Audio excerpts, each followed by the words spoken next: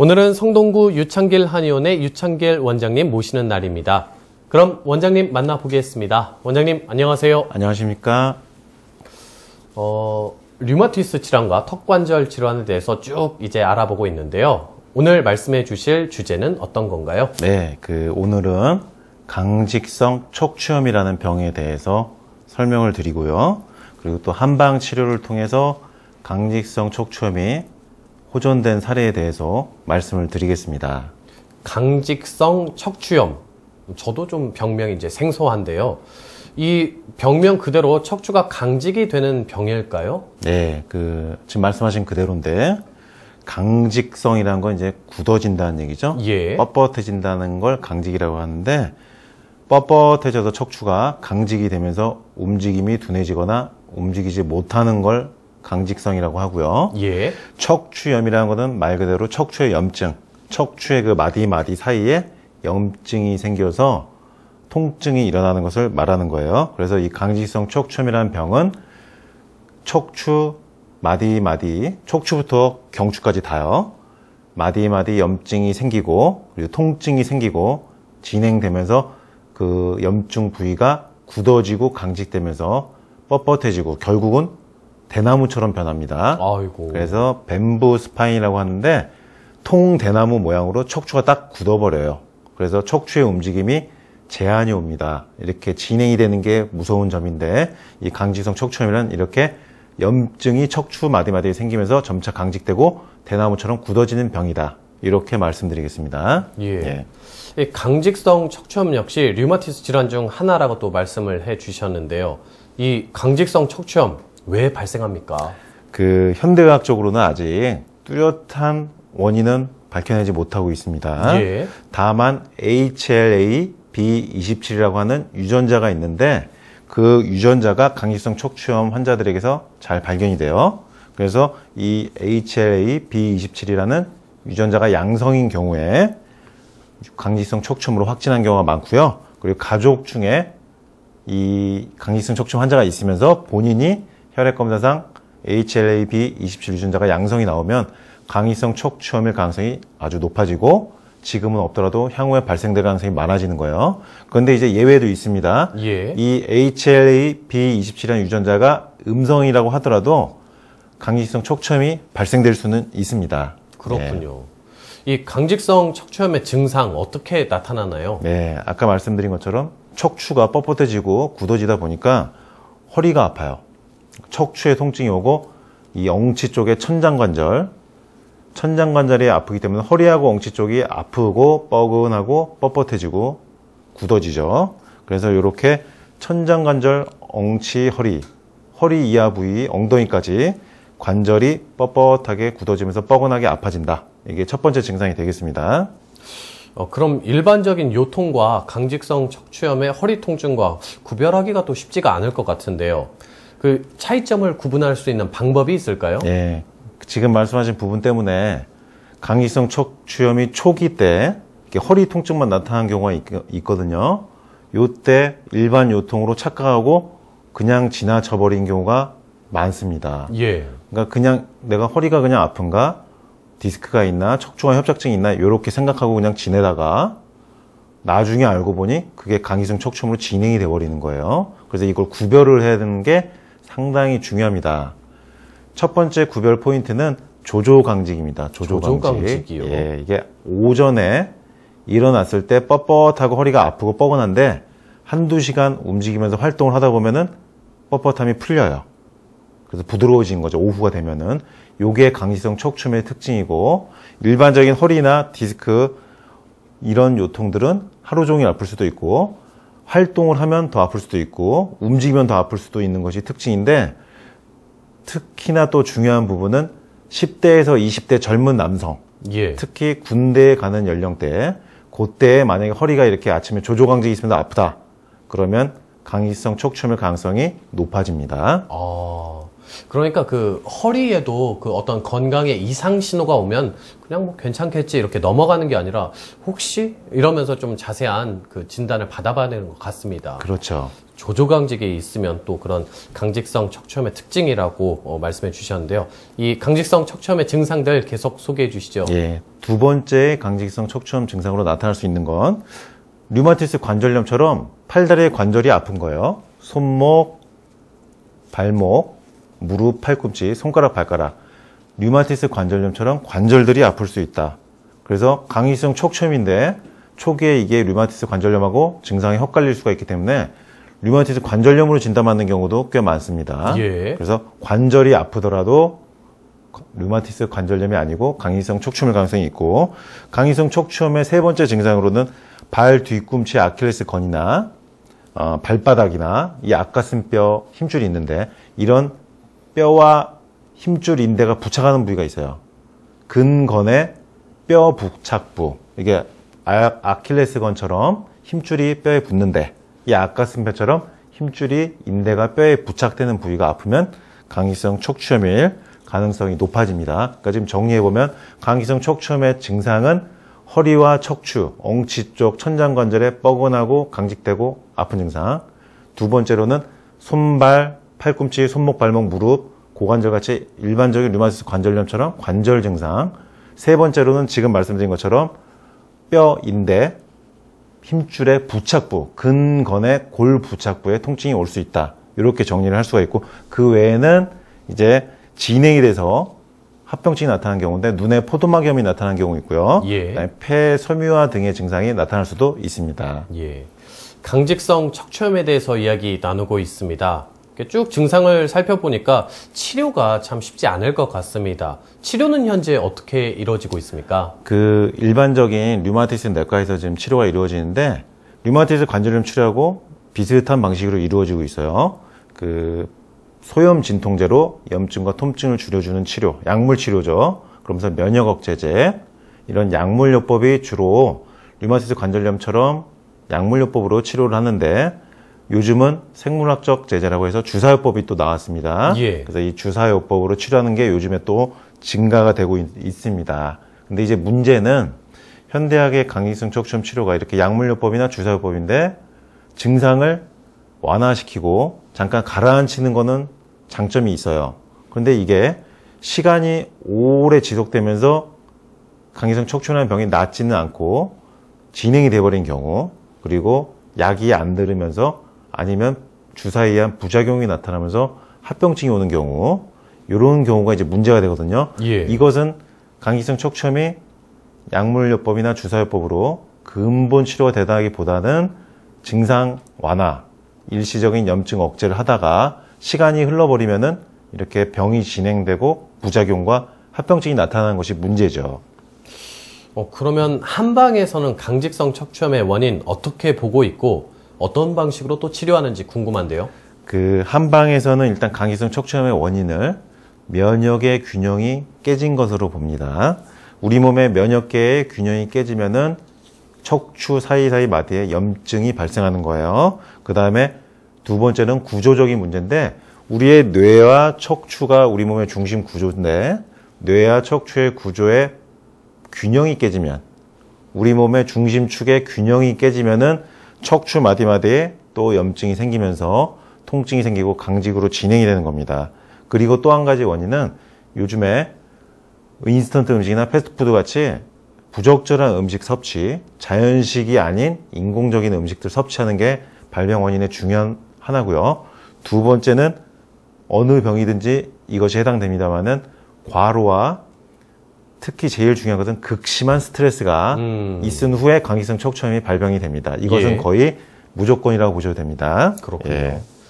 원장님께서 오늘 강직성 척추염을 바탕으로 또 한방으로 치료한 사례를 가지고 오셨는데요. 소개해 주시죠. 네, 오늘 이제 실제 강직성 척추염 제가 치료한 환자분 이제 사례, 이분이 직접 쓰신 차트도 이제 가지고 나왔는데, 차트를 직접 가지고 오셨네요. 예, 42세 남자 환자분이고요. 강직성 척추염이 이제 발생하셔가지고 2012년도 12월 6일 날 이제 오신 건데, 이분은 42세에 작년 이제 12월 달에 오셨습니다만은 1987년도 고교 시절부터 류마티스 관절염이 있었어요. 예. 그러니까 오래된 거죠. 그래서 류마티스 관절염으로 오랫동안 고등학생 때부터 발병해서 고생을 하시다가 1994년도에 대학병원 이제 류마티스 내과에서 확진을 받았었고, 현대학에서 이제 할 수 있는 모든 주사나 약물요법 치료 이제 했죠. 열심히 하였습니다만은 점차 진행이 되고 악화가 되고 약이 듣지를 않아서 결국은 고관절에 인공관절 치환술을 할 수밖에 없었습니다. 이걸 할 수밖에 없었던 이유는 류마티스와 강이성 척추염 증상이 진행되는 게 고관절에 오면은 걸을 수가 없어요. 보행이 안 되기 때문에 고관절의 염증이 해결이 안 돼서 인공관절로 바꿔 넣는 대체해야 되겠군요. 대체해야 되는 수술을 큰 수술이죠. 그러니까 요걸 하고 나서 일단은 걷게 됐습니다. 그래서 97년도에 이렇게 수술을 해서 일단은 인공관절을 이용해서 걷게 됐고, 그렇게 이제 생활을 쭉 이제 했던 거죠. 그러다가 2012년도 11월 초에 회사에서 극심한 스트레스와 과로를 상당 기간 지속하다 보니까 강이성 척추염 증상이 또 발생이 된 거예요. 예. 그래가지고 양 무릎, 발목, 손가락, 여기 보시면은 양 무릎과 양 발목, 발가락이 너무 아파서 걷기 힘들어요. 우측 어깨 관절 아프고 왼손 중지 손가락 관절이 아프다. 이렇게 이제 처음 오셨을 때 적은 건데, 예. 이런 관절 증상과 함께 허리에 강이성 척추염 증상까지 한꺼번에 나와버린 거죠. 그래서 이분은 이전에 현대의학에서 약물요법이나 주사요법 권유도 받았었고 치료도 했지만은 결국은 인공관절 수술을 했었죠. 이런 경험을 가지고 있기 때문에 이번에는 비약물적인 비수술적인 요법으로 좀 근본적인 치료를 해보고 싶어서 본원에 이제 내원을 한 것입니다. 예. 왜냐하면 그때 수술을 했었기 때문에 양약을 복용해도 결국은 병이 낫지 않고 진행되면서 부작용과 함께 수술을 할 수밖에 없는 그런 경험을 했기 때문에 오신 거예요. 처음부터 오셨더라면 좀 더 쉬울 수도 있었죠. 예. 그런데 이분은 이런 상황에서 힘든 상황에서 왔습니다만은 2012년 12월부터 이 류마티스 질환의 강이성 척추염 면역을 조절해주는 총 3단계의 한약이 있습니다. 그래서 1단계, 2단계, 3단계로 한약을 면역 조절해주는 단계별로 복용을 하면서 FCST 요법이죠. 강이성 척추염은 척추가 굳어지는 병이죠. 그러니까 척추를 치료해줘야 돼요. 일단은 척추의 균형이 깨졌기 때문에. 그래서 FCST 요법을 이용해서 뇌와 척추의 균형을 잡아주면서 한약을 총 3단계에 의해서 1단계, 2단계, 3단계 면역 조절 한약을 복용을 했습니다. 그러니까 안으로는 한약을 복용하면서 면역을 조절해주고 밖으로는 몸의 머리와 척추의 구조를 잡아주는 턱관절 균형학 FCST 요법으로 척추를 잡아준 거죠. 예. 반듯하게 척추를 잡아주고 이렇게 두 가지 치료를 4개월 동안 이제 한 겁니다. 처음 치료 받기 시작할 때 시점에 걷는 모습, 그리고 4개월 후에 2013년도 3월 달에 4개월 치료 후에 이제 걷는 모습, 전 치료 과정을 이제 동영상으로 이제 촬영을 했는데, 요분 같은 경우는 처음 오셨을 때 2012년도 12월 달 걷는 모습을 보면은요, 한 걸음을 떼는데 10초가 이상 걸려요. 그래서 요분이 한의원에 오실 때 한 걸음 한 걸음씩 떼시면서 정말로 1시간 넘게 걸려서 지팡이를 짚으면서 오셨던 상태였습니다.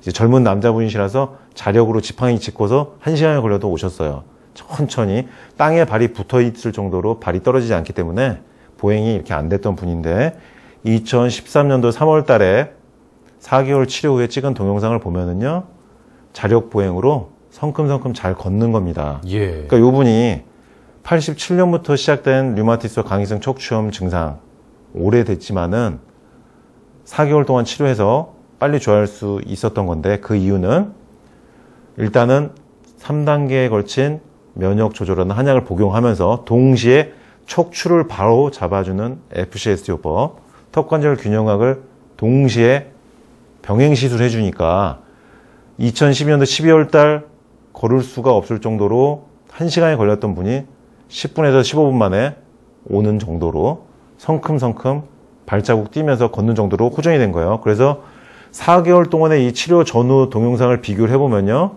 보행 자체가 못 걷는 상태에서 성큼성큼 걷는 정도로 좋아지니까 본인도 이 동영상을 보고 자기 그 4개월 전의 모습을 보면은 놀랍니다. 그렇겠네요. 예, 이렇게 4개월 만에 빨리 좋아져가지고 이분은 바로 이제 치료 마치고 본인의 휴직을 냈던 회사로 다시 복귀해서 지금 일을 하고 계십니다. 예. 네. 이분도 뭐 87년도 때부터 이런 어려움을 겪으셨는데 뭐 한 15년 이상 이제 어려움을 겪으셨다가 이게 한방 치료로 충분히 호전이 되셨는데요. 참 네. 다행입니다. 또 다른 치료 사례가 있다고 하셨는데요. 짧게 하나 더 소개해 주시죠. 네. 이 다른 환자분 강직성 척추염 사례 또 한 분 말씀드리겠습니다. 요분은 이제 49세 여자분인데 번호 이제 홈페이지에 본인의 강직성 척추염 치료 완치 과정 자필 수기를 이제 적어서 올려주신 분인데 2010년도 3월 달부터 약 1년간 치료하신 분입니다.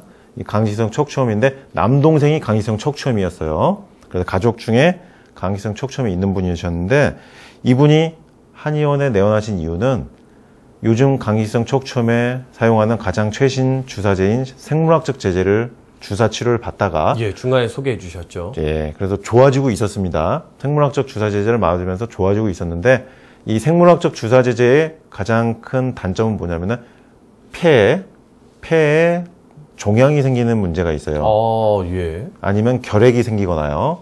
그래서 그 생물학적 제제를 사용하기 전에 양방에서는 폐결핵 테스트를 한 다음에 그 다음에 이제 생물학적 제제 치료가 들어가는데 이 환자분 같은 경우는 생물학적 주사제 치료 받다가 좋아지고 있는 중에 폐에 양성 종양이 생겨버린 거예요. 그러니까 그러면 예, 더 이상 주사를 맞을 수가 없겠네요. 그렇죠. 폐에 종양이 생겼으니까 일단 그거를 제거하는 수술을 할 수밖에 없었어요. 예. 그러니까 이분은 청천벽력이죠. 강기성 척추염 치료하려고 주사 치료 받고 있었는데 폐에 종양이 생겨버리니 폐에 또 수술을 하는 거예요. 종양 제거 수술을. 그러게요. 그렇게 수술하고 나니까 병원에서는 이젠 더 이상 병원에서 해줄 게 없다. 가장 최신 약으로 치료를 하면서 부작용이 발생돼서 더 이상 우리 병원에서는 해줄 게 없다. 왜냐하면 더 이상 쓸 약이 없거든요. 그래서 이제 한방으로 오신 거예요. 그러니까 그 네. 앞에 분도 그렇고 이번 사례도 그렇고 하다 좀 방법을 없겠다 해서 예. 마지막으로 했는데 사실 그 전에 했으면 더 좋았을 텐데요. 예, 이게 한방 치료를 좀 일찍 받으면 좋은데 아무래도 나중에 찾으신 분들이 더 많은 게 지금 현 상황인데 예. 이분이 그래서 이제 오셔서 1년간 갔습니다. 방법은 3단계에 걸친 면역 조절 한약을 1단계, 2단계, 3단계 복용하면서 이분 역시 입안에 턱관절 균형 장치를 착용하는 FCST 요법으로 뇌와 척추를 바로잡았죠. 이분은 1년 동안의 치료 과정을 통해서 치료를 받은 다음에 1년 만에 찾아간 본인 대학병원 류마티스 내과 주치의로부터 1년 만에 찾아왔는데 상태를 보고 완치 판정을 받았어요. 제가 판정을 내린 게 아니고 담당 주치의가 1년 전에 보고 1년이 지난 후에 보고 나서 완치 판정을 내려서 진단서까지 써줘서 학교에 휴직을 했었거든요. 이 강직성 척추염 때문에 근무를 할 수가 없어요. 그래서 이분은 본인의 교직 생활로 복귀를 해서 지금 정상적인 교직 생활을 하고 계십니다. 학교 선생님이세요.